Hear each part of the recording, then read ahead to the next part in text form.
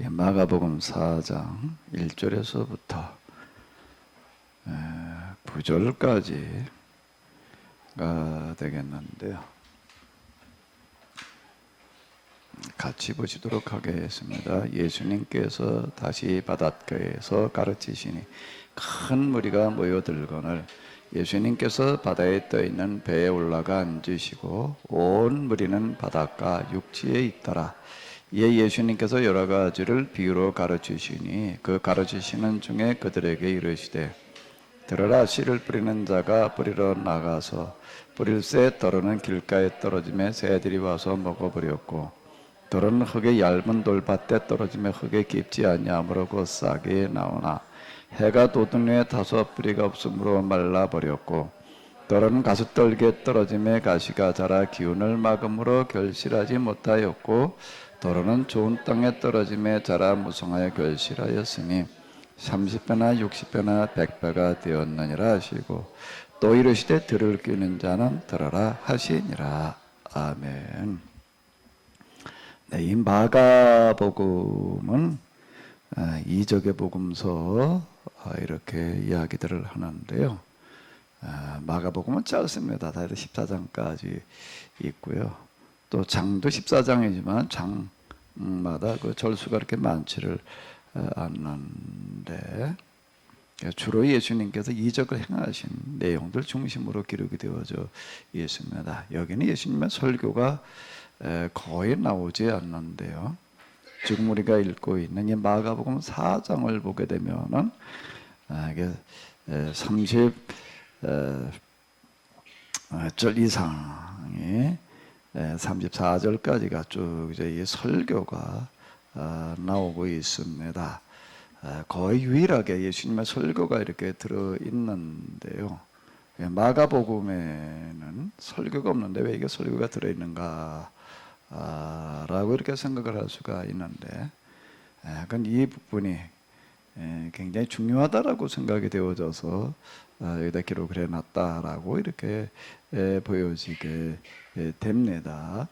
마가복음에서는 지금 우리가 읽고 있는 4장의 설교를 굉장히 중요하게 생각하고 있다라고 하는 건데요.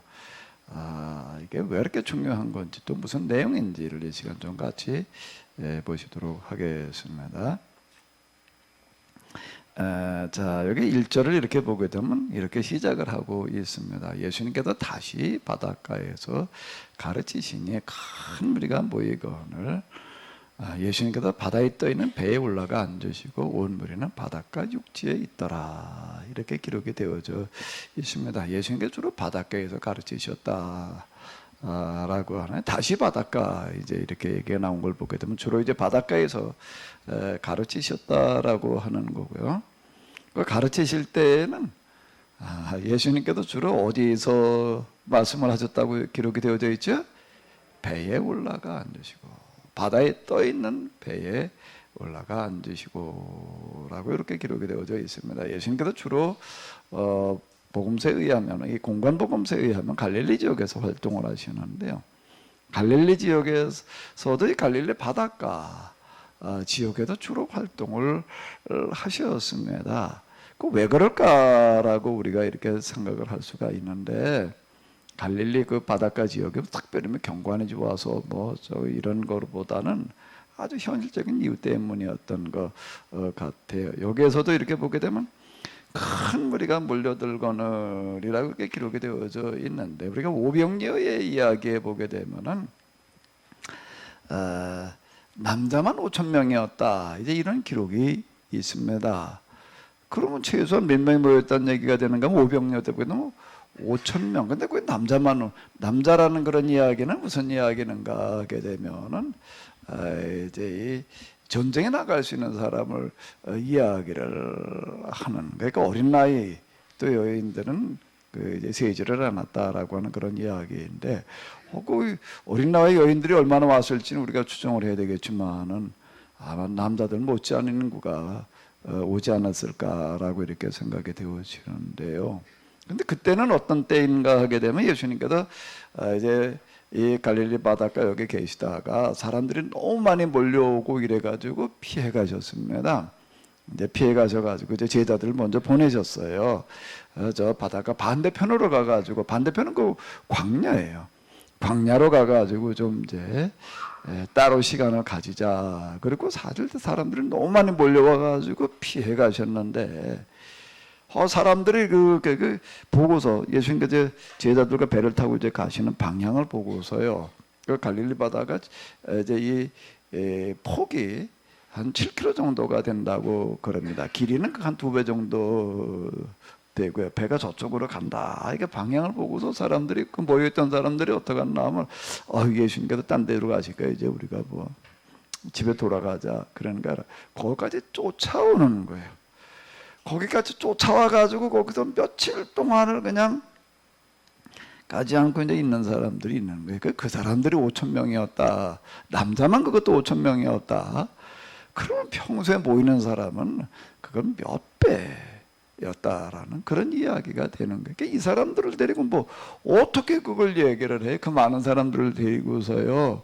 그 예수님께서 찾아내시는 방식이 뭔가 하면, 그 사람들께서 다 말씀을 들으러 이렇게 오는 거예요. 물론 병고침도 받고 뭐 그러기도 하지만 주로 예수님께서 그들에게 하시는 그런 말씀들이 이제 있는데, 이 사람들도 이걸 뭐 어떻게 전할 방법이 없는가? 요즘 같은 뭐 앰프 뭐 이런 것들이 있어가지고 별 문제가 없지만은, 예수님께서 어떻게 하시는가 하게 되면은, 요 얘기 1절이라고 하는 건 뭔가 하면, 예수님께서도 앰프를 활용을 하셨는데, 무슨 앰프를 활용을 하셨죠?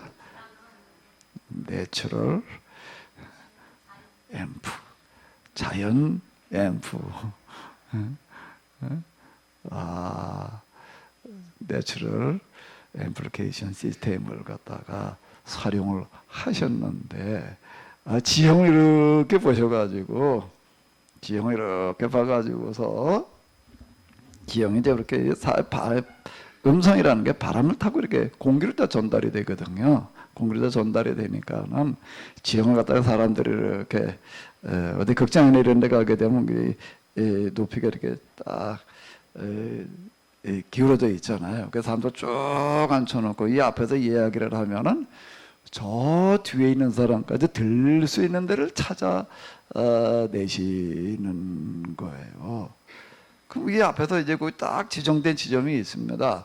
거기다 딱 거기서 얘기를 하게 되면 저 뒤에까지, 그러니까 여기 최소한 아마 몇만 명의 사람들이 이렇게 모였으리라고 이렇게 예상이 되어지는데, 저 뒤에 있는 사람까지 여기서 얘기하시는 말씀에 들리는 자리를 찾아 내시는 거예요. 과연 가능할까라고 이렇게 생각이 들 수가 있는데, 제가 전에 그 성지순 예배소 갔을 때 한번 이렇게 보니까는요, 그래서 알렉산더가 헬라 문화를 전파를 하느라고 두 가지를 했는데, 하나는 경기장을 만들어 놓고 하나는 극장을 만들었습니다. 그래서 여기서 경기도 하고 그 다음에 이제 연극도 상영을 하고 이제 그러는데요, 연극을 이렇게 상영하는데 그걸 어떻게 저 뒤에 사람이 들어요? 그래도 그거를 이제 듣게끔 하는 그런 이제 극장을 이렇게 만드는데, 그냥 야외입니다. 야외에다가 이렇게 딱 붙여서 이렇게 기울어지게 이렇게 만들어 놔요. 거기를 이렇게 갔는데요. 그래도 많이 훼손되긴 했지만 그래도 옛날 원형이 많이 살아 있어요. 그 가이드가 뭐라고 얘기를 하나 하게 되면, 여기 지점을 가르치면서 저기서 이제 연극을 이렇게 하는데, 거기서 동전을 이렇게 들고 떨어뜨리게 되면은 밑에가 돌이에요. 그 동전 떨어지는 소리가 저 뒤에까지 들린다는 거예요. 근데 저 뒤를 이렇게 쳐다보니까는요, 눈 나쁜 사람은 뒤를 보지도 못할 만큼 멀어요. 그러니까 아무리 봐도 이게 거짓말 같아. 아니, 여기서 동전 떨어뜨리는 소리가 저 뒤에 아마 한 100몇십 미터쯤 될 것 같은데, 그보다 더 될래나? 거기서 이게 들린다는 거예요. 거짓말은 믿지를 못하고 있는데, 어떤 목사님이 달리기 좀 하시는 목사님이 잽싸게 뛰어가더라고요. 뛰어가면서 여기 한번 떨어뜨려 보래요. 진짜 그런가? 믿기지를 않죠. 그러니까 거기서 이렇게 동전 이렇게 들고 이제 뛰어가면서 들리면 손을 들어라. 그래서 이렇게 떨어뜨리니까 진짜 손을 드는 거예요. 야, 참 놀랍다. 옛날에 사람들이 이런 것들을 생각해냈다는 게. 이제 놀랍다 이제 그런 생각이 들었는데 지금 예수님께서 계시던 그 지역에 뭐 이런 극장이 이제 있지는 않았고 그러니까 예수님은 이런 자연환경을 이용을 하셔가지고 이야기를 하시는 거야. 예수님께서는 그런 까지도 이렇게 파악하시는 어떤 그런 이제 부분이 있으셨다는 얘기인데 그것도 바닥에 그냥 아무데나 서가지고 얘기해가지고 되는 게 아니거든요. 그게 딱 어느 자리가 있는 거죠. 그 자리에서 얘기를 하면 그게 이제 다 저 뒤에 있는 사람까지 다 한꺼번에 들을 수 있다. 이제 그 얘기가 이렇게 되는 겁니다. 여기 얘기인데 바로 이제 그걸 얘기를 하는 거. 그러니까 수많은 사람들한테 이거를 예수님께서 말씀을 다 이렇게 하시는 거예요. 근데 어쨌든 얘기를 하셔도 이렇게 뭐 조그만 소리로 저는 지금 이걸 가지고 하니까 조그맣게 얘기를 하지만은 거기서 거의 큰 소리다 얘기를 해도 더 뒤에 가지고 좀 그래도 잘 들을 거 아니에요. 그러니까 이걸 하루 종일 여기서 이제 큰 소리로 얘기를 한다고 생각을 해보세요. 이게 보통 피곤하고 힘든 일이 아니에요. 그러니까 어떨 때 보거든 이제 이런 이야기가 이제 있어요. 예수님께서 제자들로 배를 타고 이제 이렇게 가시는데 배 올라가자마자 그냥 주무셨다. 주무셨다는 얼마나 잠을 깊이 드셨는지 배가 풍랑이 일어가지고 빠질 지경이 자는데도 그냥 주무셨다라고 하는 어떤 이제 그런 기록이 있는데요. 예수님께서 이제 활동하실 때 주로 실제적인 그런 상황이 이렇게 되겠습니다. 여기서 지금 이제 그 많은 사람들을 모아놓고 가르치는 그런 이야기들 또는 설교들이 많이 있었는데 마가복음에서는 이거는 정말 중요하다라고 생각돼 가지고서 여기다 하나를 딱 실어 놓은 거예요. 그걸 지금 우리가 이제 이렇게 보는 건데요. 근데 이제 이 바닥에서 설교하셨던 그런 이야기의 여러 가지를 비유로 가르치셨다. 그 가르치시는 중에 그들에게 이르시되 이제 이 부분이 이제 중요한 겁니다. 자, 들으라. 씨를 뿌리는 자가 뿌리러 나가서 뿌릴새 더러는 길가에 떨어짐에 새들이 와서 먹어버렸고 씨를 뿌리는 자가 뿌리러 나가서 근데 여기 지금 이게 주석 이제 주석이라고 하는 거는 뭔가 하게 되면은 성경을 아주 연구를 해가지고서 한 구절 한 구절 단어 하나 하나를 다 해석해 나가는 그런 이제 책을 주석이라고 이렇게 이제 이야기를 합니다. 그 어느 주석서를 보니까는 요 구절을 설명을 하면서 뭐라고 그랬는가 하게 되면 예수님께서는 아주 이 비유라든지 사람들 알아듣기 쉽게 얘기하시는 어떤 그런데 아주 탁월한 그런 부분이 있었다. 이런 지형을 활용을 해가지고 수많은 사람들이 얘기할 생각을 하셨다는 것도 그건 또 놀랍잖아요. 아무나 할 수 있는 어떤 그런 게 아니라 주로 이제 그 활동하신 게 발리르 바닷가였다는 건 이제 그런 얘기가 되는 건데 오늘 주석서에 보니까 그런 얘기를 하더라고요. 예수님께서 이 말씀을 하실 때에 거기 다 이제 그 갈릴리 바닷가 이제 그쪽이니까 거기 농사가 좀 잘 되는 그런 지역인데 이 비유를 하실 때에 틀림없이 뭐가 있었을 건가 하게 되면 저쪽 어디 누가 씨 뿌리는 사람이 있었을 거래요. 그래서 예수님께서 지금 그걸 딱 가르치시면서 지금 저 사람 저게 씨를 뿌리는데 그러면서 얘기를 하셨을 거다. 아주 예수님께서는 그 실제 상황을 그대로 잘 이제 활용을 하셨다라고 하는 걸 설명하느라고 이제 그런 얘기를 하더라고요. 실제로 아마 저기 씨 뿌리는 사람이 어디 이렇게 아마 농부가 씨 뿌리는 그런 모습을 아마 이제 가르치시면서 이제 저렇게 씨를 뿌릴 때 이제 아마 이런 식으로 얘기를 하셨을 거다라고 이렇게 이제 추정하는 어떤 그런 책도 있었는데요. 뿌릴새 더러는 길가에 떨어짐에 새들이 와서 먹어버렸고 돌은 흙이 얇은 돌밭에 떨어지면 흙이 깊지 아니하므로 곧 싹이 나오나 해가 돋은 후에 타서 뿌리가 없으므로 말라져 버렸고 돌은 가시떨게 떨어짐에 가시가 자라 기운을 막음으로 결실하지 못하였고 도로는 좋은 땅에 떨어짐에 자라 무성하게 결실하였으니 30배, 60배, 100배나 되었느니라.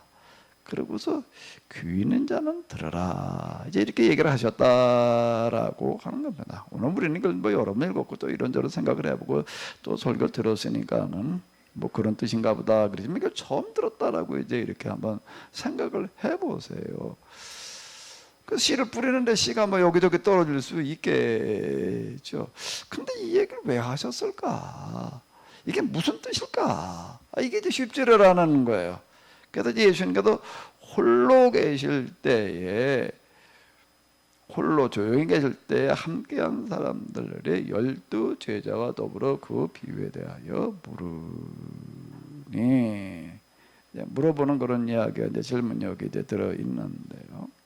마가복음이라고 하는 책은 주로 예수님께서 이제 병자를 고치고 불구자를 온전케 하시고 또 풍랑 있는 바다를 잔잔하게 하시고 뭐 죽은 자를 살리시고 하는 그런 기적을 일으키신 거 중심으로다가 기록을 해 놓았습니다.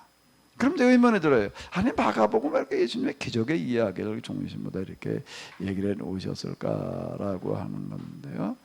기적을 통해서 예수님께서 말씀하신다라고 하는 겁니다. 기적을 통해서 말씀하시는 게 있다라고 하는 거예요. 그 말씀하시는 게 뭔가 하게 되면은 예수님의 그리스도이시다라고 하는 걸 깨우쳐 주시는 그런 역할을 하고 있다라고 이렇게 이제 전문가들이 이야기를 하는데요. 자, 그럼 여기 비유의 말씀에서 이제 제자들이 이제 묻는 거예요. 이게 무슨 뜻입니까? 자, 이렇게 이제 묻는 겁니다. 이제 마가복음의 목적은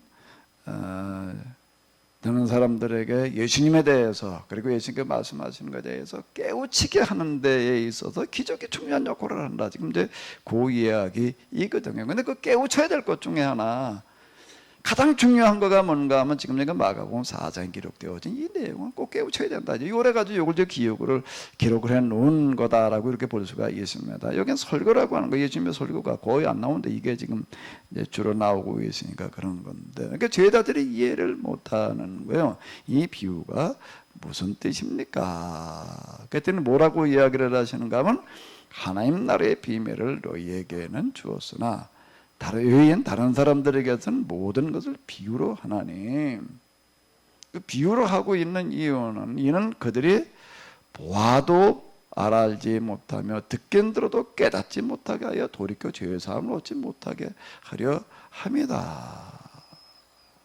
이렇게 이제 이야기를 하시는 거예요.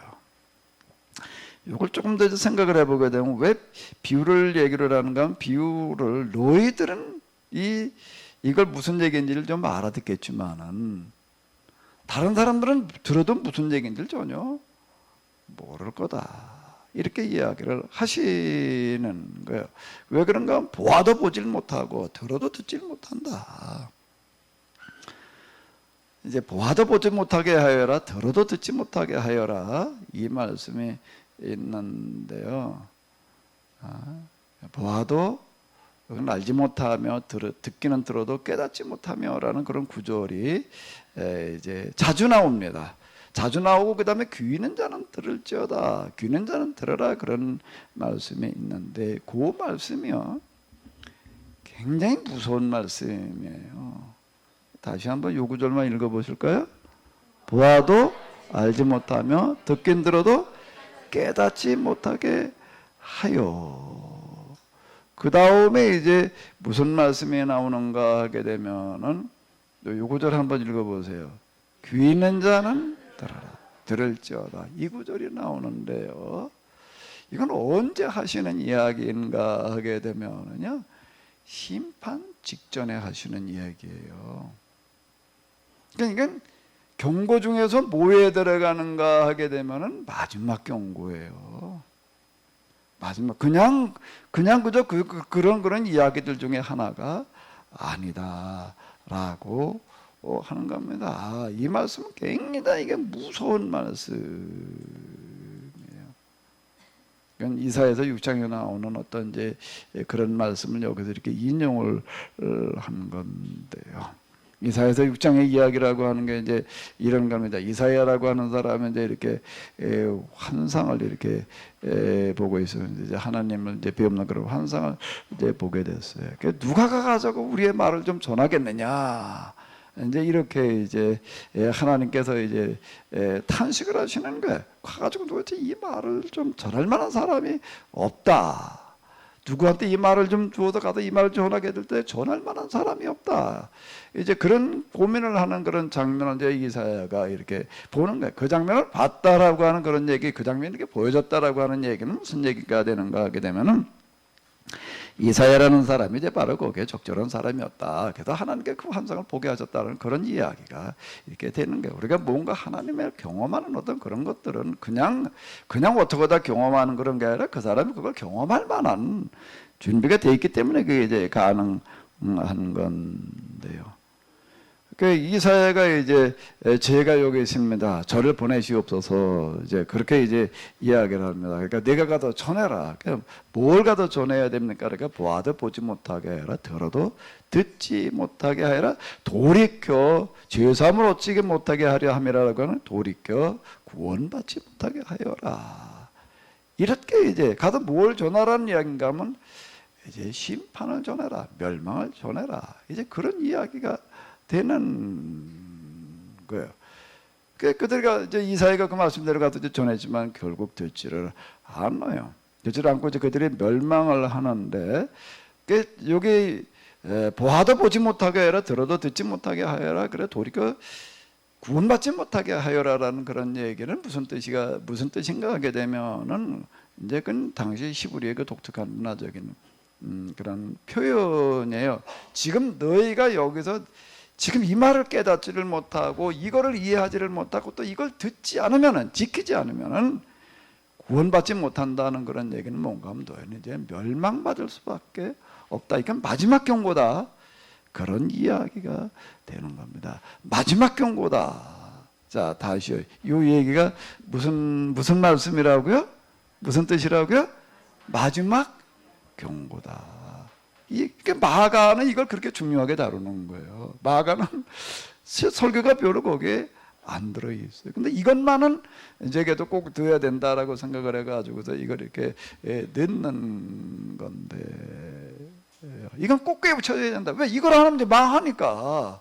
그 얘기가 되는 겁니다. 그러면 마가에서는 주로 이제 예수님의 이제 기적을 아주 그냥 이렇게 다뤄놓습니다. 기적에. 숫자 이렇게 쭉 다 분석해 놓은 걸 보게 되면 참 많은데요. 그러면 그 마가복음 왜 기적을 갖다가 그렇게 다뤄놓고 있느냐라고 하더니 요즘 병 고치시는 분이다, 뭐 능력을 행하시는 분이다, 뭐 이걸 얘기하려고 그러는 게 아니에요. 그 기적을 통해서 좀 뭘 얘기하시려고 하는가 하면 경고라는 얘기예요. 너희가 이 말씀을 깨닫지를 못하게 되면은, 이 말씀대로 내가 실행하지 않으면은 그때 멸망이 다가온다라고 하는 것을 깨우치기 위해서 이렇게 특별한 방법으로 지금 활동을 하신다라고 하는 이제 그런 뜻이 이렇게 되겠는데요. 바로 요 구절 때문에 지금 마가 이 4장에다가 이걸 지금 써놓고 있는 거예요. 그 마가가 이 마가복음을 쓸 그때는, 마가복음을 이렇게 쓸 그때는 예루살렘의 로마 제국의 망하기 몇 년 전입니다. 예수님께서 말씀하실 때는 한 40년 전쯤 되는 거고요. 40년 전쯤 되는 거고, 마가가 지금 마가복음을 쓸 때는 보통 이제 이렇게 이게 몇 월 며칠나 썼다 이게 없기 때문에 요즘 쓰는 책에는 거기다 갖다 이렇게 출판 연월에 들어가요. 그 등록을 다 이렇게 하게 돼 있습니다. 책을 이렇게 한 권 써내려면 그냥 내가 이렇게 써가지고서 인쇄해서 그냥 찍어낸다고 책이 되는 게 아니라요. 저 한국문헌센터에다가 다 먼저 등록을 접수를 해가지고서 허가를 받아야지 됩니다. 그래가지고 책이 나가는 어떤 이런 거예요. 근데 뭐 이 당시 그런 게 없으니까 몇 년도에 썼는지는 잘 몰라요. 근데 이걸 많이 연구하는 분들은 뭐라고 이러는가, 60년에서 70년 사이에 썼을 거다. 그리고 길게 잡으면 10년 전이고요. 짧게 잡으면은 1, 2년 전에 마가복음에 쓰여졌다라고도 이렇게 생각을 합니다. 그러니까 몇 년 전이에요. 몇 년 전에 지금 마가는 이 마가복음을 써내려가면서 이 이야기는 안 할 수 없다는 얘기는 바로 이제 그런 얘기가 되는 거예요. 그것도 사도 바울이라고 하는 분은 선교를 하다가 이렇게 쭉 이렇게 보게 되면 2차 선교가 끝났어요. 이제 2차 선교가 이렇게 쭉 끝나고 1차, 2차, 3차 선교. 그러니까 이제 끝나고 나가지고서 그는 이제 3차 선교가 끝난 거네. 3차 선교가 끝나고 난 다음에 이제 어떻게 하는가 하게 되면은 다른 거 다 포기하고 내가 이번에 6월절을 맞아가지고 내가 예루살렘으로 올라가야 되겠다라고 이렇게 계획을 이제 이렇게 세웁니다. 평소에 가도 되지만 왜 예루살렘에 6월절 절기에 맞춰가지고 가는가 하게 되면은 6월절 절기에는 그 이스라엘인 남자들은 다 모이고 외국에 있는 사람들까지 모여가지고 한 200에서 300만 이쯤 정도 이렇게 모여오니까 그 많이 모여있는 자리에 가가지고서 내가 이제 그들에게 한 번 더 얘기를 해야 되겠다. 한 번 더 얘기를 해야 되겠다는 건 뭘 얘기를 하는가 하면 지금 여러분들이 이걸 고치지 않으면은, 지금 이 말씀을 듣지 않으면은 이제 여러분들은 곧 심판을 받을 겁니다. 이걸 얘기를 해야 되겠다라고 하는 겁니다. 그것도 꼭 몇 년 전이에요. 몇 년 전, 예루살렘 망하기 직전에 사도 바울은 그걸 내다보는 거예요. 이 사람들이 이걸 안 받아들이게 되면은 틀림없이 이건 멸망할 수밖에 없다라고 하는 걸 내다보면서 가가지고 이렇게 말씀을 전하는 어떤 이제 그런 걸 이렇게 볼 수가 있는데요. 사도 바울은 예루살렘에 올라가면서 아예 죽을 각오를 하고 이제 올라갑니다. 내가 하나 죽더라도 그래도 가서 이 사람들 돌이키기만 하면은 난 전혀 아까울 게 없다. 뭐 이런 이제 마음을 가지고 이렇게 올라가는데 결국 그들은 듣지 않아 가지고서요. 내가 이번에 지금 마태복음 쓰느라고 뭐 어디 이렇게 읽어 내려가다 보니까는 어느 책에 무슨 얘기가 있는가? 인류 역사에 이래 수많은 전쟁이 있었고 뭐 수많은 나라가 멸망을 당하고 그랬는데 그 중에도 가장 비참하게 멸망당한 이야기가 몇 가지가 줄어있는데 이제 그 중에 하나 아주 대표적인 게 뭔가 하면 예루살렘의 로마 제국에 멸망하는 거다. 이렇게 얘기를 해놓고 있더라고요. 그런 게 예루살렘이라고 하니까 산성이야. 산 위에다가 이렇게 세워놔서 가지고서요. 아무리 강한 군대가 와도 점령할 방법이 없습니다. 그러니까 로마 제국이 아주 그냥 작정하고 와가지고서 이걸 어떻게 멸망시키는가 하면 성을 포위하고서요. 굶어 죽이기 작전으로 들어가는 게. 그 굶어 죽으려니까 이게 뭐 양식이 다 떨어져야지 굶어 죽을 거 아니니까 몇 년을 그냥 포위를 하고 그냥 그러고 굶겨 죽이기 작전으로 나가는데 그 참상이라고 하는 거는 너무 비참해가지고 뭐라고 다 기록을 할 수가 없을 정도였다라고 이제 이렇게 이야기를 하고 있습니다. 인류 전쟁사 가운데에서 가장 비참한 전쟁이었다. 이렇게 이야기를 합니다. 그건 몇 년 전에 하는 얘기예요. 지금 너희가 이걸 듣지 않으면은 그런 비극이 온다. 라고 이렇게 얘기를 하고 있는 건데요. 그런데 저는 이런 말씀을 이렇게 읽어 내려가면서 이게 2000여 년 전 마가가 사도 바울이 또 예수님께서 유대인들을 향해서 하셨던 그런 얘기예요. 다시 한번 읽어보도록 하겠습니다. 보아도 알지 못하며 듣기는 들어도 깨닫지 못하게 하여 돌이켜 죄사함을 얻지 못하게 하려. 이 말씀은 뭐라고? 이게 무슨 뜻이라고요? 마지막 경우. 너희가 지금 돌이키지 않으면은 비참하게 다 멸망할 수밖에 없다. 근데 이게 이런 말씀에 어느 시대나 다 읽음 내려가면서 자, 맞아. 우리가 정말 정신 차려야지. 이대로 이렇게 하면 안 되지라는 그런 생각을 다 가지고 경고와 교훈으로 삼아야 되겠지만 오늘 우리야말로 정말 이때 상황과 너무나 다 유사하다라고 이렇게 생각이 되는 거예요. 예수님께서 하시는 그런 이제 마지막 마태복음에서 보게 돼 23장에서 25장에 보게 되면은 이제 무슨 말씀이 있는가 하게 되면은요. 한번 그것도 좀 같이 이렇게 볼까요? 마태복음. 지금 제가 바로 이 부분을 이제 어제 썼는데 여기 23장부터 이렇게 쭉 보게 되면 이제 뭔가 하게 되면 이제 이 마지막 이제 종말에 관한 설교 이래 가지고 이제 심판이 너에게 이제 있으리라라고 하는 그런 이야기예요. 저 화 있을진저 저주 받아라 저주 받아라는 이야기가 이제 8번 나옵니다.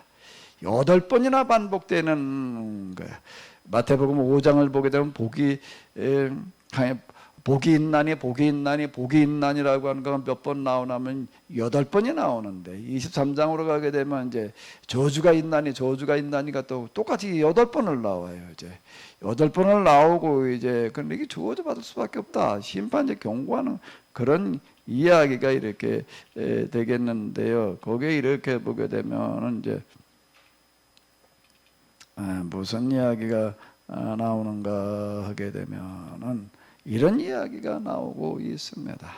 노아의 때와 같이 인자 임함도 그러하리라. 홍수전에 노아가 방주에 들어가던 날까지 사람들이 먹고 마시고 장가들고 시집가고 있으면서 홍수가 나서 그들을 다 멸하까지 깨닫지 못하였나니 인자 임함도 이와 같으리라. 이 얘기는 무슨 뭐 얘기가 노아 때 보게 되면 홍수가 나서 다 멸망하기 직전까지 사람들이 에이 뭐 진짜 뭐 그렇겠어. 거기 이렇게 보게 되면 노아가 이제 120년을 방주를 지었다라고 이렇게 나오고 있습니다. 그 얘기는 무슨 얘기가 되는가 하면 배를 갖다 짓는데 어디다 졌나 하면 저 선착장에 가서 짓는 게 아니에요. 강가에 가서 짓는 것도 아니에요.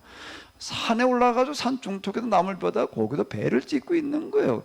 근데 그게 몇 년 동안 모양 뚝딱 지은 것도 아니야. 오랜 동안 쳐서 그 배를 짓고 있다라고 하는 것 자체가 무슨 얘기가 되는가 하면 사람들 경고가 되는 거야. 사람들 그걸 보고 다 웃어요. 뭐라고? 배를 짓는데 어디다 짓는다고요?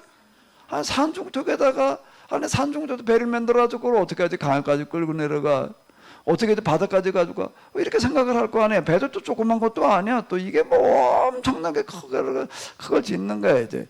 노아는 매일 그냥 아들 셋 데리고 와가지고 이제 배를 거기 가서 만들고 있는 거야. 그러니까 사람들이 부부 안에 이게 가가지고 맨날 배를 만드는데 이게 뭐 이제 고기 잡을 가려나 뭐를 하나 그게 아니라 산에다가 배를 만들어 놓고 있는 거예요. 그러니까 사람들이 다 이상한 거야. 아니 여기다 왜 배를 만들어 놓고 있느냐. 그러니까 뭐라고 얘기를 하는 거야. 이제 곧 이제 뭐가 난다는 거야. 큰 뭐가 난다? 홍수가 난다. 홍수가 나가지고 어떻게 된다? 물이 어디까지 찬다? 여기까지 찰 거다. 그래 그걸 누가 믿어? 그걸 누가 믿냐고요. 아니 비가 좀 와도 그렇지 얼마나 와가지고 물이 여기까지 차겠냐. 그러니까 아무도 안 믿는 거야.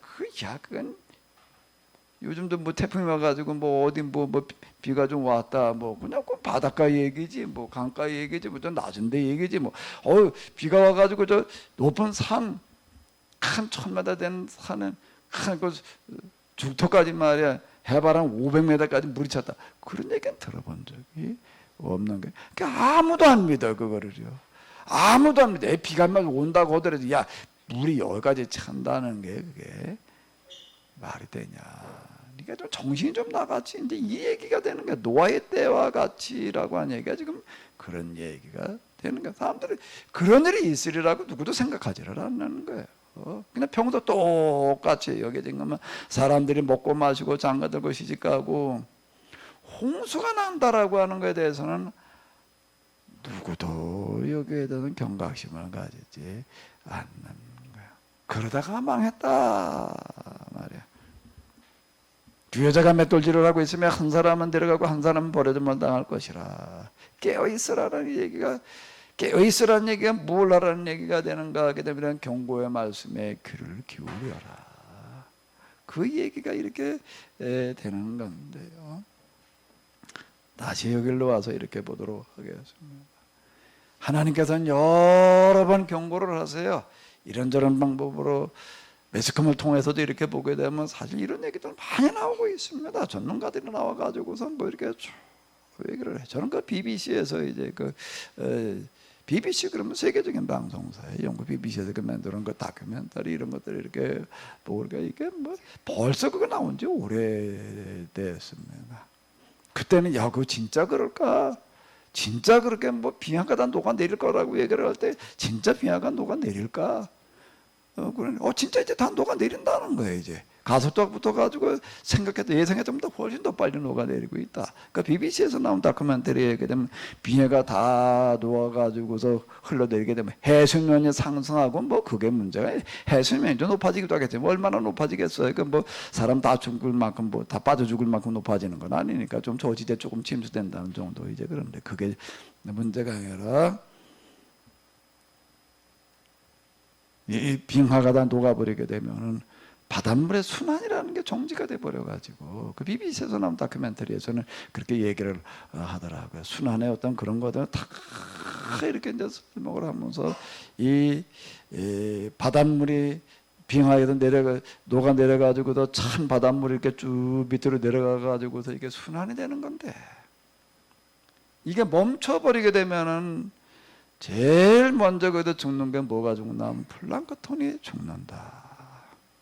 플랑크톤이 눈에 안 보여요. 근데 그게 물고기들의 먹이라고요. 물고기들의 먹이가 없어진다. 그거보다 더 중요한 게 뭐라고 얘기를 하는가 하면, 우리가 살아가는 게 산소라는 게 굉장히 중요한 건데, 전부 다 산소 때문에 그래서 사는 거잖아요. 생명이 다 산소를 이제, 동물들은 다 이제 산소가 있어야지 살아가게 되는데, 그 산소가 이제 식물에서 발생하고 뭐 여러 가지로 그렇습니다. 그런데 플랑크톤에서 전체 산소의 40%가 만들어진다는 거예요. 플랑크톤. 그래가지고 바닷물이 썩지를 않는다는 거예요. 바닷물 썩지면 플랑크톤이거든 뭘 계속 만들어줘가지고서. 근데 플랑크톤이 죽어버리게 되면은 산소가 만들어지질 않아가지고 바닷물이 죽는다는 거예요. 플랑크톤이 사라지니까 물론 물고기도 먹을 게 없어가지고 물고기도 다 이제 죽고, 그렇게 되면 그다음에 어떻게 되는가? 바닷물에다 썩는다. 바닷물에 거기에 이제 이렇게 순환이 되어지고, 또 산소가 거기서 공급이 되어지고, 이래가지고서 이게 그 염도가 또 있다. 염분이 좀 들어 있어가지고 썩지를 않는데, 그 썩으면 곤란하니까. 근데 이게 썩게 되면은 어떻게 되는가 하면 여기에서 독이 올라온다. 독이 쏟아져 나온다는 거야. 독이 쏟아져 나오게 되면 순식간에 지구에다 코로 숨쉬는 생명체들은 다 죽는다. 자, 이렇게 이제 이야기를 하는데, 이게 벌써 이런 경고가 나온 지 오래됐습니다. 그러니까 뭐 한쪽에서 얘기를 많이 하잖아요. 근데 그걸 그렇게 심각하게 받아들이는 사람들이 그건 누가 있겠어요? 별로 없어. 그냥 뭐 그건 그런가 보다. 뭐 그리고 그건 그거고 그냥 또 사는 건 사는 거지. 그냥 그러고 있는 건데, 주로 과학자들, 전문가들 이런 사람들 주로 얘기를 하는데, 교회 안에서는 이런 얘기들 거의 또 별로 안 해. 그리고 왜 걱정이 없어요? 성경에 다 이미 예언되어져 있대. 뭐라고? 하나님께 세상을 어떻게 한다고? 심판한다고. 심판한다고 다 이미 예언되어졌던 그 예언이 이제 뭐 할 때가 됐다? 이루어질 때가 됐다라고 이렇게 받아들여. 세상은 멸망당하고 우리는 어떻게 하면 된다? 예수님 믿었으니까 우리가 가지고 구원받으면 된다라고 이렇게 생각을 하기 때문에 교회 안에서는 이거 가지고서요 거의 얘기들을 안 해요. 하여튼 예수님 오실 때 가까이 됐다, 그냥 이렇게 생각들을 하고 있습니다. 제가 지금 마태복음 선례를 가면서 이런 부분들을 제가 얘기를 하면서 내가 좀 세게 얘기를 했는데, 뭔가 하게 되면 이건 전혀 잘못된 정신 나간 착각이다. 내가 아주 그런 용어를 내가 직접 썼어요. 그렇게 생각하는 사람 중에서는 구원받을 자가 전혀 없다. 그래 놓고 나가지고 내가 이제 마지막 마무리는 뭐라고 내가 몇 군데 그래 놨는가 하면, 이건 지금 만군의 하나님께서 하시는 말씀이다. 귀 있는 자는 들어라. 제가 아주 이렇게 지금 책에다 직접 써내려가고 이제 그러고 있는데요. 이게 마지막 경고예요. 봐도 보지 못하게 하여라. 들어도 듣지 못하게 하여라. 돌이켜 구원받지 못하게 하여라. 이게 마지막 경고다.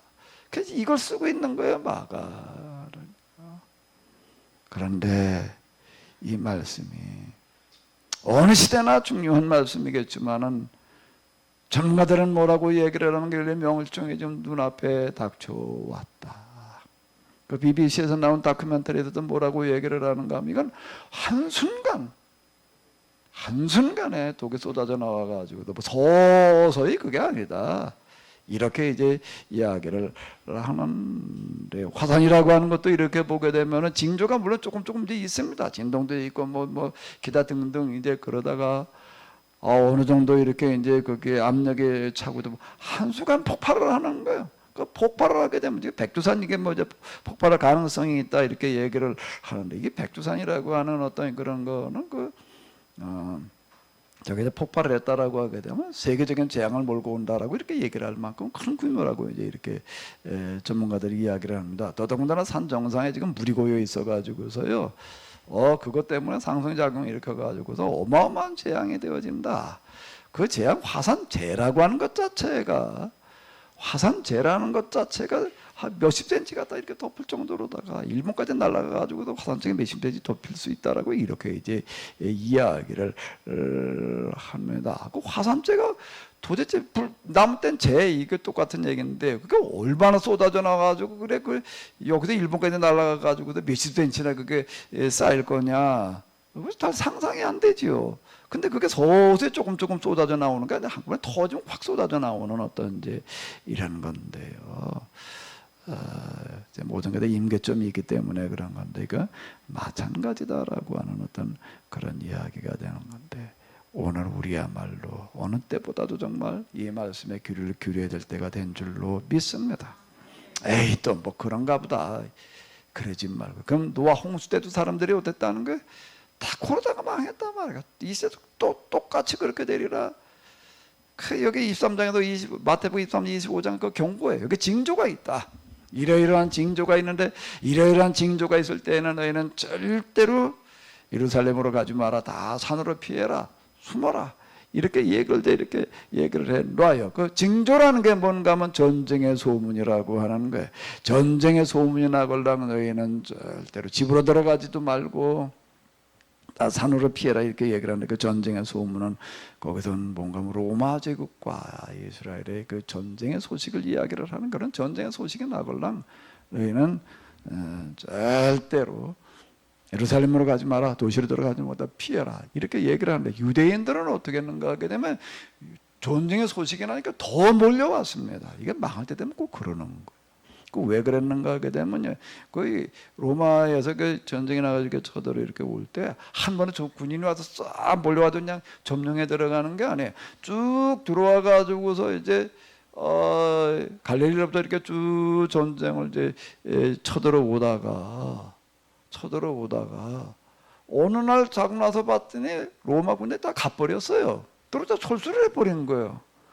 그러니까 이유를 잘 몰랐어요. 그러니까 어떻게 이제 이스라엘 사람들은 생각을 했는가 하게 되면 자 로마 군대가 그냥 정규군을 보내가지고서 몇만 명을 한 6만 명을 보냈다 이렇게 얘기를 하는데 우리 쳐들어오고 그러다가 이제 안 되겠으니까 그냥 가버렸다.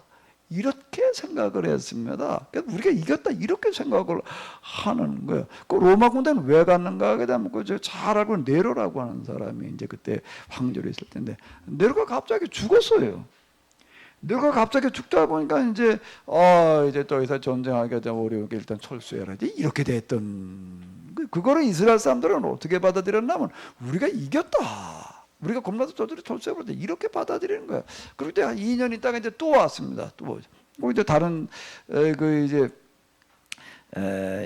1차 전쟁 때 그저 쳐들어왔던 그 사람이 이제 가가지고서 이제 황제가 됐어요. 그러고 나가지고서 이제 다시 이제 이렇게 쳐들어 오는 거야. 그러니까 이제 어떻게 이스라엘 사람들은 받아들였는가? 그다음 요것들이 또 와? 뭐 지난번에도 우리가 뭐 대항하니까 그냥 저희가 그냥 철수했었는데 올려면 또 한번 와봐라. 그러니까 사람들이 더 많이 모이는 거예요. 더 많이 모여가지고서 그 사람들 어떻게 된가 하면 그리고 마침 그때 이제 모였는가 하게 되면 6월절 행사, 6월절 절기하고 겹쳤는데요. 전쟁이 났거나 말았거나 이거 상관하지 않고 다 모여가지고 있다. 비참하게 죽어가는 게 인류 전쟁 역사상 가장 비참한 전쟁이었다라고 이렇게 얘기가 되는데요. 예수님께서는 미리 경고하시는 게 전쟁의 소식이 있걸라. 그건 하나님께서 너희를 멸망시키려고 하는 것인 줄로 알고 피해라.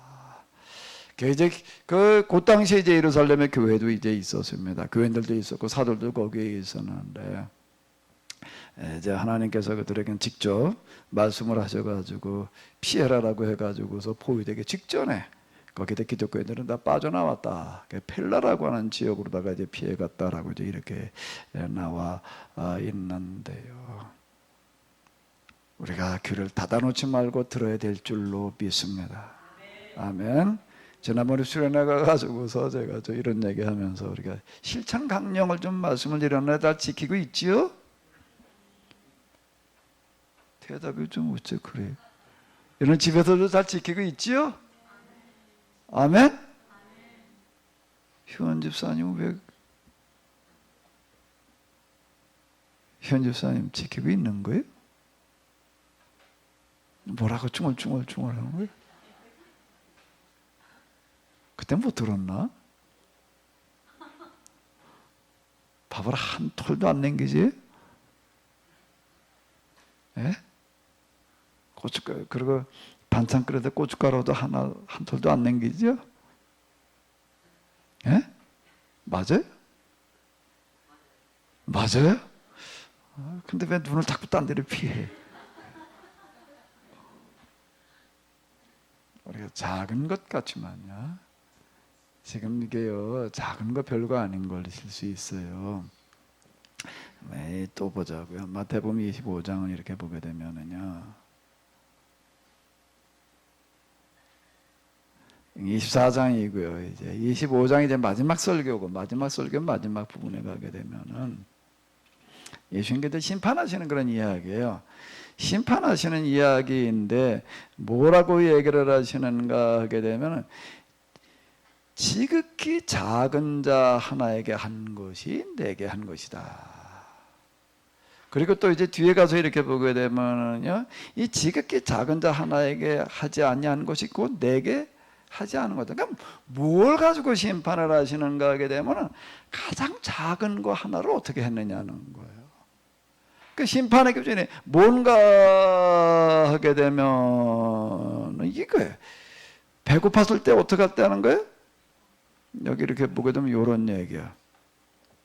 내가 배고플 때 너희는 먹을 걸 주지 않았다는 거야. 목마를 땐 뭘 주지 않았다는 거야? 물을 주지 않았다는 거야. 나그네 되었을 때는, 나그네 됐다는 얘기는 뭔가 하면 노숙자 찾아오는 거고 똑같은 얘기인데 문전박대했다는 거예요. 헐벗었을 때는 뭔가 하게 되면은 못 한 가지 내주지를 않았고, 병이 들었다고 그러는데 한 번도 찾아와 주지도 않았다.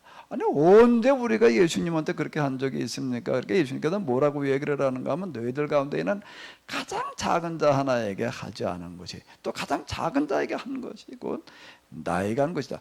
예수님은 뭐하고 갖다 이게 일치를 시켜 놓으시는가 하면, 세상에 있는 사람들 가운데 가장 작은 사람에게 갖다 맞춰 놓는 거예요. 왜 거기다 갖다 맞춰 놓으셨을까요? 그건 누구나 할 수 있는 거니까. 그거예요. 지금 우리가 식사할 때마다 정말 밥을 한 톨이라도 남기지 않으려고 그러는 거, 반찬에 있어서도 정말 양념 한 방울이라고 그래야 되나, 뭐라고 그래야 돼? 불교는 고춧가루 하나라도 남기지 말아라 이렇게 얘기를 한다던데, 반찬 그릇 그거 하나도 남기지 말아라고, 나중에 다 물에다 씻어서 마셔라. 자, 이렇게 가르친다라고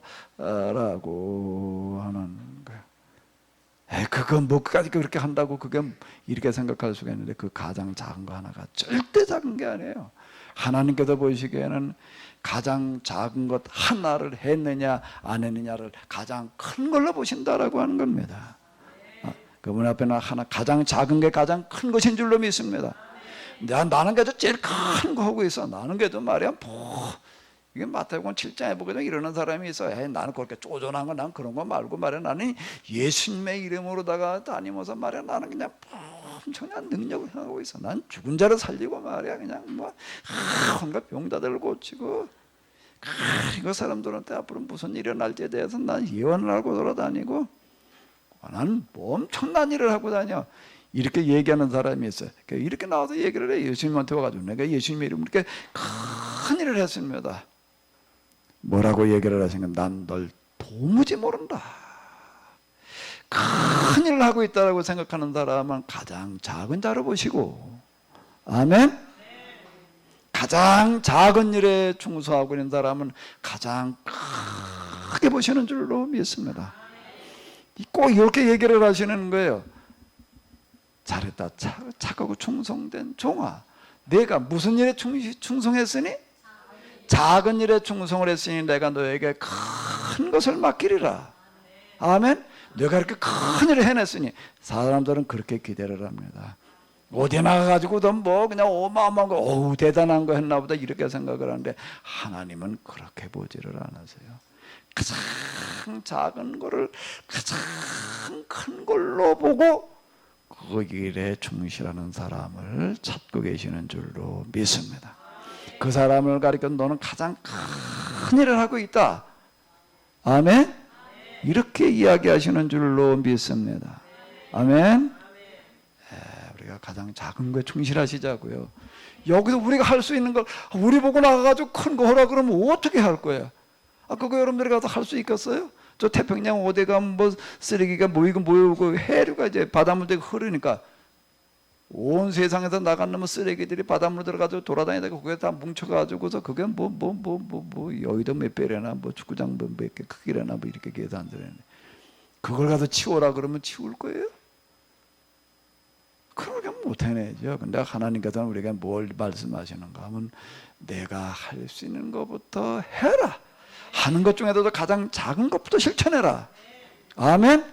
그러면 내가 한 것을 나는 가장 큰 걸로 보리라. 이렇게 말씀하시는 줄로 믿습니다. 가장 작은 거 우습게 여기지 말아요.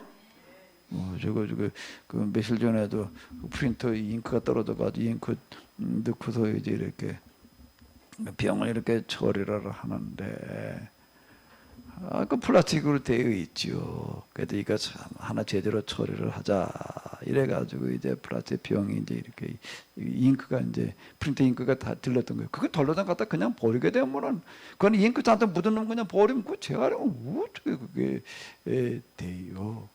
그래가지고 그걸 제가 어떻게 했나 하게 되면 그냥 물을 찔끔 부어가지고서 씻었어. 그래서 그냥 하수대 그냥 콱 버리면 또 하수 다 흘러 들어가잖아. 그거 어떻게 해야 되나? 그럼 어떻게 해야 돼? 희원 집사님 어떻게 해야 돼? 어떤 휴지? 어떤 휴지를 휴지는 휴지인데 그 버리려고 모아놓은 그런 쓰레기 봉도 따로 있잖아요. 거긴 종이 먹기다 등등 이제 많아요. 그냥 물을 맞고도 휘둘러 가지고서 그건 어디다 갖다 버려? 그냥 하수도를 내버리면 그것도 이게 문제가 되잖아요. 이제 거기다 갖다 이제 버려서 1차. 그 다음에 또 뭐? 2차. 근데 그건 어차피 그건 태울 거니까. 그건 태울 그런 거니까. 그래가지고서 거기다 그렇게 나머지 딱 씻어가지고서 이렇게 버렸어요. 뚜껑을 이렇게 열었는데 뚜껑을 이렇게 열어가지고 이렇게 보니까 이제 이건 플라스틱이야. 이거는 이렇게 보게 되면 안에도 다 이렇게 그냥 세지 말라 플라스틱 똑같이 이렇게 이제 면만 딱 내가지고 근데 그거는 잉크가 돼가지고서 저기다 세면은 안 되니까 그냥 이제 박형을 두툼한 놈을 갖다가 뒤에다 이렇게 집어넣어 놨더라고요. 그럼 뭐 조그만 요만해. 이거는 어떻게 할까? 그러다가 그냥 갖다 집어넣으면 그 플라스틱 이게 분리가 안 되잖아요. 그래가지고 이걸 또 갖다가 뭘 꼬챙이 갖다가 그냥 들이쑤셔. 이게 잘 빠지지도 않더라고요.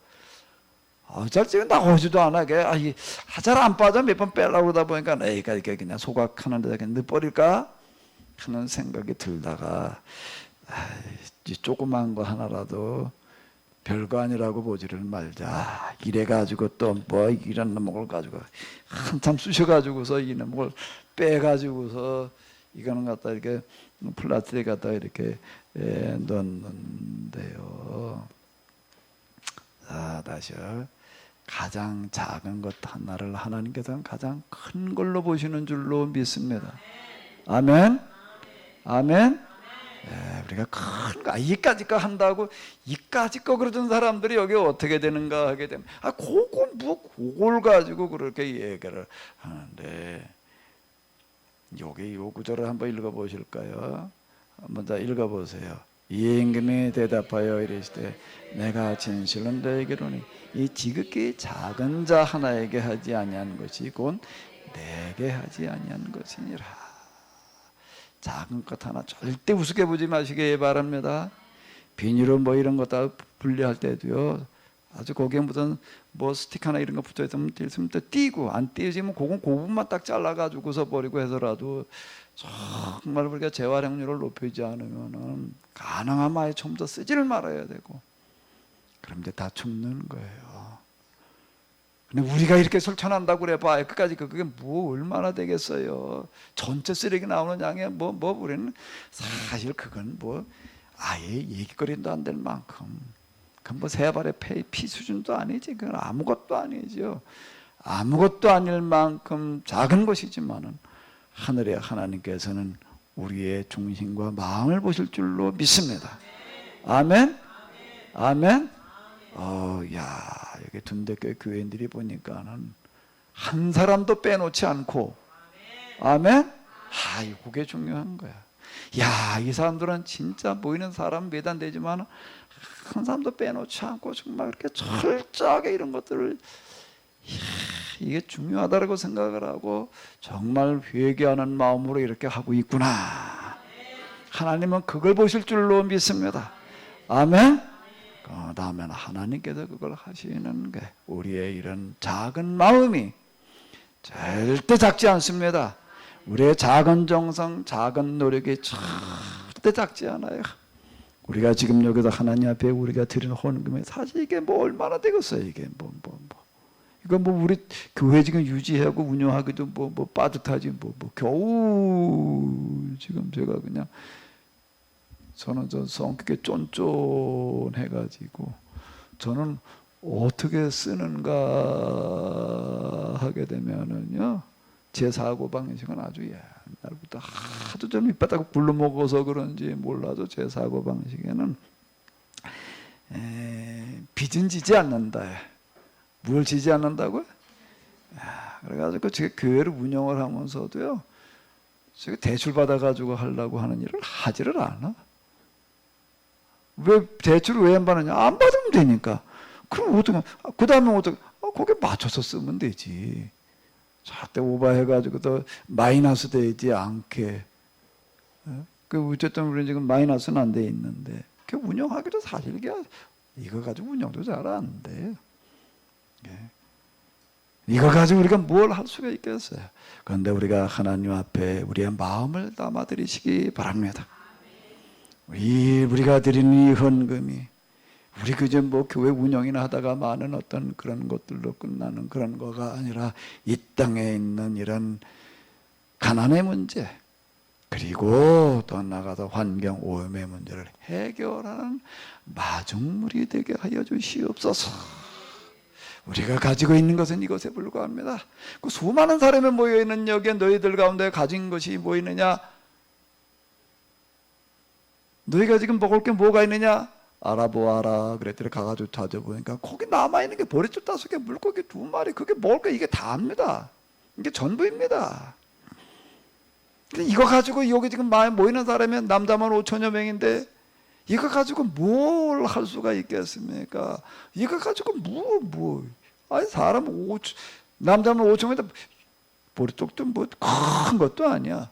어린애가 집 먹으려고 들고 왔던 거, 어린애 도시락에 불과한 거야. 어른한테 요깃거리도 안 될 정도의 그런 작은 거, 한 사람 양식도 안 돼. 한 사람 한 끼 양식도 안 돼. 그 요깃거리나 될 만한 거, 어린아이랑 한 끼라고 얘기를 할 수 있는 거, 이거 가지고 이만한 사람한테 뭐가 되겠습니까? 작다라고 하지 마라. 얼마 안 된다라고 말하지 마라. 별거 아니라고 생각하지 마라. 내게로 가지고 와라. 아멘. 예수님한테 갖다 대 그걸 기도를 하시는 거예요. 하나님, 여기에 모인 사람들 가운데 이게 전부입니다. 가장 작은 것이지만 이건 작다 하지 마시고, 하나님 앞에는 가장 작은 것이 가장 큰 것이 되는 줄로 믿습니다. 기도하시고 나눠주시고 도로 돌려주시고, 그다음 뭐라고 얘기하면 너희가 나가서 나누어 주어라. 근데 몇 광주리가 남았다고요? 왜 12광주리가 남았을까요? 왜 13광주리가 아닐까? 왜 10광주리가 아니고 왜 12광주리였을까? 너희가라고 할 때 뭔가 예수님이 12제자들이 다니면서 나눠줬어요. 12제자들이 바구니에 담아가지고 나가서 나눠줬어요. 그런데 바구니가 어떻게 됐다고요? 빈 바구니 들고 오는 게 아니야. 반 바구니 들고 오는 것도 아니야. 바구니마다 가득 채워가지고 왔더라. 12명이 나눠줬다는 그런 얘기가 되는 거예요. 15명이 나눠줬다면 15광주리에 남을 뻔했는데 12광주리에 남았다는 얘기는 그와 같은 이야기가 되겠습니다. 우리 작은 일이라고 생각하지 마시고 최선을 다하시기 바랍니다. 그럼 틀림없이 결실이 맺어질 줄로 믿습니다. 다시 가서 여기를 이렇게 보게 되면은 뭐라고 얘기를 하시는가, 이 작은 것 하나가 어떻게 되어지는가 하게 되면, 좋은 땅에 떨어져서 그게 자라게 되면은 열매를 맺는데 몇 배가 맺히는가 하면 몇 배요? 30배. 그 다음에 뭐요? 60배. 그 다음에 뭐요? 100배 결실을 얻는다 라고 이렇게 이야기를 하고 있습니다. 뒤에 이렇게 보게 되면 여러 가지 이렇게 비유를 하시는데, 뭔가 하면 가장 작은 것, 가장 작은 씨 하나 뿌리는 그런 것들이 큰 열매를 맺는다라고 이렇게 이야기를 하시는데요. 여기 또 이제 마가복음 10장에 보게 되면 어떤 젊은이가 와가지고서 이제 어떻게 내가 영생을 얻으리까 하는 그런 얘기가 있는데요. 여기 이런 얘기를 하십니다. 자, 한번 읽어보시도록 하겠습니다. 예수님께서 이르시되 내가 진실로 너에게 이르노니 나와 복음을 위하여 집이나 형제나 자매나 어머니나 아버지나 자식이나 전토를 벌인 자는 현세에 있어서 집과 형제 자매 어머니와 자식과 전토를 100배나 받되 받기를 겸하여 받고 내세 영생을 받지 못할 자가 없느니라. 현실에도 우리가 작은 것 하나 실천한 것은 죽은 다음에 가가지고 막 하나님 나라 가면 상급이 있다, 그 소리 하지 말아야 돼요. 죽은 다음에 하나님 나라 가서 상급 받겠다고 여기서 해? 예? 하나님께서 야, 너 여기서 열심히 해. 그럼 내가 너 죽은 다음에 하나님 나라 오면 내가 큰 상급 줄게. 하나님께서는 그렇게 말씀하시지 않았어요. 뭐라고 얘기를 하셨다고요? 여기 이렇게 봐봐요. 현세에 있어. 현세가 어디예요? 죽은 다음 얘기예요? 여기에서 네가 집을 헌신을 했느냐, 형제자매 네가 이렇게 이 일을 하느라고 너희 가족들이 좀 고생을 했느냐, 네가 땅을 팔았느냐, 그럼 내가 이 세상에서 100배나 받게 하리라. 그리고 내세에는 영생을 받지 못할 자가 없으리라. 마가나 마태나 누가에서는 그냥 이걸 같은 내용을 다룬 걸 보게 돼 여러 배라고 나와 있습니다. 여러 배를 받대. 그래놨어요. 근데 마가는 뭐라고 그랬다고요? 마가는 뭐라고 그랬다고요? 마태나 누가는 여러 배라고 그랬다니까. 근데 마가는 몇 배라고 그랬다고요? 100배나 받대. 마가복음은 이적의 복음서예요. 이적의 복음서로 이야기해서 여기는 아주 100배 이렇게 이야기를 해놓고 있습니다. 작은 것 절대 우습게 보지 마시기 바랍니다. 하나님의 말씀을 듣고 우리가 그 말씀대로 실천하려고 하게 되면은 여기 지금 마가복음에는 30배, 60배, 100배의 결실을 얻으리라. 죽은 다음에 하나님 나라 가서 어쩌고 저쩌고 아니라 여기서 하나님께서 그렇게 갚아주시리라. 농사를 지었는데 지금 씨를 심어놨는데 씨를 심어놓고 나가지고서 뭐라고 얘기를 하는가 하면, 야, 여기 지금 씨 심어놓은 거는 그건 올해 나는 게 아니고 내년에 나는 것도 아니고 이거는 너 죽은 다음에 너 손자 때 나가서 이건 먹는 거야. 그러면 그거 심을 사람이 있을까? 지금 여기서 내가 농사 져가지고 손주 때 가가지고 그거 따먹겠다고 그거를 심어요. 큰 어린 거야. 옛날에는 뭐는 그랬는가 하면 과일나무 하나 심는 거는요, 과일나무는 당대 따먹기 어려운 경우가 있었어요. 그래가지고 이건 내 자식들을 위해서 내가 나무 심자. 그래가지고서 이제 나중에 이게 할아버지가 심은 거야, 우리 아버지가 심은 거야, 이제 그런 경우는 있어요. 근데 농사를 지어 나가가지고서 이게 지금 심어가지고 이게 나 죽은 다음에 우리 자식 때 손주 때 가가지고서 이게 결실이 맺는다. 그런 말이 안 되는 거. 그런 농사라는 거가 세상에 어디 있어요. 다 빠르면 40일 감자라는 게 있습니다. 감자 심어놓고 며칠 만에 캐먹는다는 얘기가 되는 거죠. 40일이면 결실을 맺어가지고 먹는 거예요. 40일 감자 이런 얘기가 이렇게 나오게 되는 건데요. 하나님께서는 죽은 다음에 상급을 주시겠다라고 이렇게 얘기하지 않으니까 현재 여기서 30배, 60배, 100배 결실을 주시겠다. 내가 지금 이 듣는 말을 절대 우습게 보지 말고 에이 그게 뭐 이렇게 생각하지 말고 여기서 내가 할 수 있는 대로 실천을 해라. 그러면 틀림없이 내가 너에게 30배, 60배, 몇 배 그 다음에요? 100배의 결실을 맺게 하겠다. 내가 정말로 하늘나라를 위해서 헌신한 것은, 하늘나라를 위해서 내가 애쓰고 수고한 것은 절대 헛되지 않게 하겠다. 아멘. 심는 대로 거두는 겁니다. 그냥 이렇게 하면 내가 복이나 받겠지 이렇게 그 기복신앙으로 심는 거 말고요. 정말 하나님의 말씀을 똑바로 깨달아 알고, 이게 좋은 밭이라는 얘기가 그런 얘기가 되는 겁니다. 하나님의 말씀을 똑바로 깨달아 알고 똑바로 심게 되면은, 똑바로 하나님을 섬기게 되면은 틀림없이 결실이 맺혀지는 줄로 믿습니다. 근데 이걸 잘못하면은요 어떻게 되는가 하게 되면 이렇게 되는 수가 있어요. 15절 말씀이 있습니다. 한번 읽어보세요. 길가에 뿌려졌다는 것은 이들을 가리킴이 곧 말씀을 들었을 때 사탄의 즉시 와서 그들에게 뿌려진 말씀을 빼앗는 것이, 마귀가 와가지고서 말씀을 못 듣게 하고 또 잘못 이해하게 만들어 놓은 거예요. 요거는 지금 누구를 고발하는 얘기가 되는가 하면 당연히 유대인들이 이러고 있다는 거예요.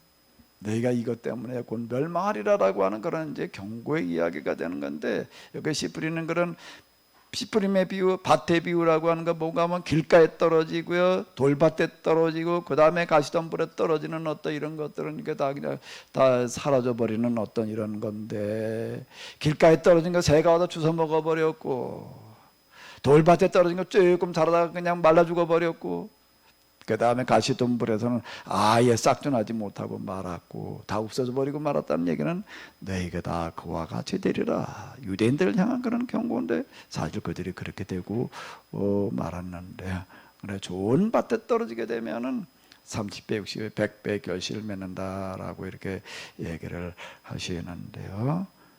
우리가 이 하나님의 말씀을 통해서 우리가 깨달아 알게 되고 또 이야기하는 것들은 절대 우습게 보지 마시기 바랍니다. 실천하시기 바랍니다. 돌밭 되지 마시기 바랍니다. 길가서 되지 마시고요. 또 그 다음에 또 하나 뭐라고요? 가시밭도 되지 마시고 작은 것 하나 실천해요. 쓰레기 철저하게 분리하고 가능하면 일회용품 쓰지 말고요. 아멘. 절대 작은 게 아니에요. 그 가장 작은 거 하나가 가장 큰 것인 줄로 믿습니다. 아멘.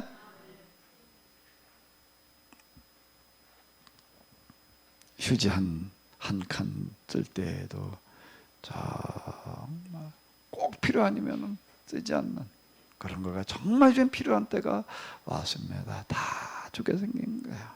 그래서 30배, 60배, 100배 결실을 맺는 여러분들 모두가 다 되시기를 바랍니다. 하나님께서 우리에게 이제 우리의 작은 정성과 작은 노력을 보시고 하늘문을 열어주실 줄로 믿습니다. 마가는 이렇게 얘기를 하는 게, 이런 작은 것들이 쌓여가지고 뭐가 되어지는가 하면 하나님께서 우리에게 베풀어 주시는 기적이 되리라. 그 이적의 복음서예요. 이적의 복음서가 되겠는데요.